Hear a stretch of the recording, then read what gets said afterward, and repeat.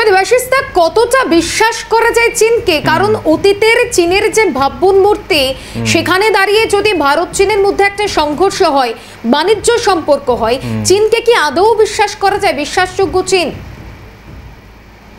চায়নাকে গতকালও বলেছে আপনার প্রোগ্রামে, China can be a partner, can not be a trusted friend. এটা আমরা বিভিন্ন সময় দেখেছি। দেখা যাচ্ছে যে ভারতের প্রধানমন্ত্রীর সাথে তিনি আলাপ করছেন, চাইনিজ প্রিমিয়ার ইন্ডিয়াতে আপ্যায়িত হচ্ছেন, তো চাইনিজ প্রিমিয়ারের বিমান ভারতে টেক অফ করার পরে দেখা যাচ্ছে সীমানায় সংঘর্ষ শুরু হয়ে গেছে। অর্থাৎ চায়নাকে খুব স্ট্র্যাটেজিক্যালি হ্যান্ডেল করা, অর্থাৎ বাণিজ্যিকভাবে এনগেজ করেই একমাত্র চায়নাকে শান্ত রাখা যায়। কারণ ড্রাগনকে বিশ্বাস করা খুব মুশকিল, কারণ ইতিমধ্যে এর আগে আমরা দেখেছি যে ভারতের সীমানার একটা বড় অংশ তাদের ম্যাপে ঢুকিয়ে নিয়েছে, ভারত আপত্তি জানানো সত্ত্বেও। সুতরাং চায়নার সাথে আমাদের মানে কি অর্থনৈতিক সম্পর্ক হতে পারে, প্রযুক্তিগত কোঅপারেশন হতে পারে, কিন্তু can not be trusted friend. এটা হচ্ছে ওদের যতক্ষণ ইন্টারেস্টটা সার্ভ করবে ইন্ডিয়া, ততক্ষণ ইন্ডিয়ার সাথে সম্পর্ক থাকবে। স্যাটিসফাইড হওয়ার জায়গা নেই আর কি, মানে একদম নিশ্চিতভাবে রাশিয়ার সাথে এটা ট্রাস্টেড ফ্রেন্ড হিসেবে ধরা যায়, রাশিয়াকে, এই চায়নাকে ধরা যায় না।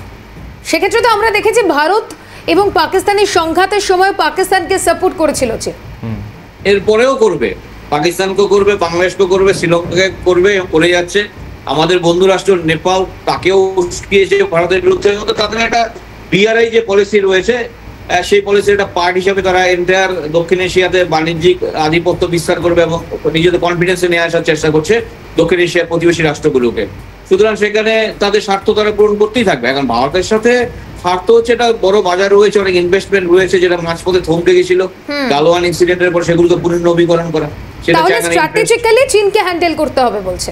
Definitely, tactfully, strategically. একদম।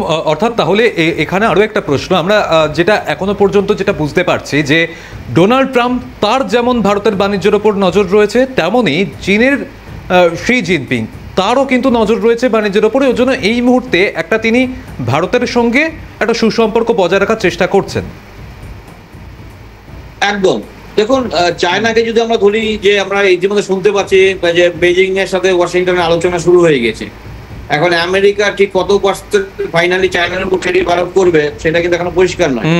সেই ক্ষেত্রে তো দেখুন, চায়নার সাথে যতই আমেরিকার মানে মানে কনফ্রন্টেশন থাকুক না কেন, প্রতিযোগিতা থাকুক না কেন, কিন্তু চায়না কিন্তু আমেরিকার সবচেয়ে বড় ট্রেডিং পার্টনার।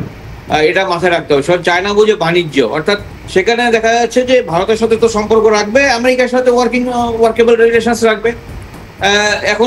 এখন কি রাষ্ট্রগুলো না নির্দিষ্ট কোনো রাষ্ট্রের উপর আস্থা রাখে না, মানে একাধিক পার্টনার্স খোঁজে, সেই ইকুয়েশন গুলো চেঞ্জ করে আগের মতো নেই। মানে ঠান্ডা যদি সময়কালে যে এরা বন্ধু, এরা শত্রু, এই সমীকরণ এখন চলছে না। নতুন নতুন মিত্র হচ্ছে, নতুন নতুন পার্টনারশিপ হচ্ছে, আবার ভেঙে যাচ্ছে, পরে টাইমিং আবার রিকনস্ট্রাক্ট করছে।